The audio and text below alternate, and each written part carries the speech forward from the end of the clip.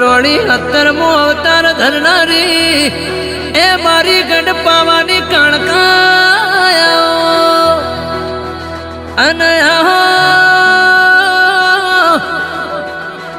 જંદાળો દેવે વરદોન માગ્યું જેના